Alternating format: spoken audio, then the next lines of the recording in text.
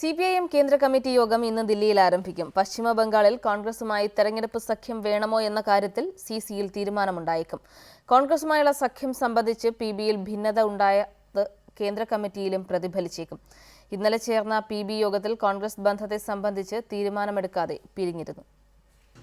പശ്ചിമ ബംഗാളിലെ കോൺഗ്രസ് ബന്ധം സംബന്ധിച്ച് 5.5 മണിക്കൂറിലേറെ ചർച്ച ചെയ്തെങ്കിലും പോളിറ്റ് ബ്യൂറോയിൽ അഭിപ്രായ ഐക്യമുണ്ടായില്ല.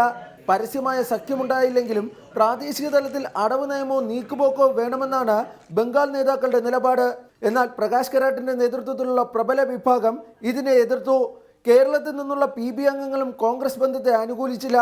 ഇതേ തുടർന്നാണ് പോളിറ്റ് ബ്യൂറോയിൽ വരുന്ന എല്ലാ വാദങ്ങളും CCയിൽ റിപ്പോർട്ട് ചെയ്യാൻ തീരുമാനിച്ചത്. The Politburo discussed the issue of our electoral tactics in the various states that are going for elections. Tomorrow the Central Committee will discuss that issue and take the final decision on these matters.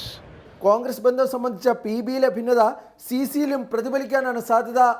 M ഉണ്ണികൃഷ്ണനൊപ്പം B Balagopal, reporter, Delhi.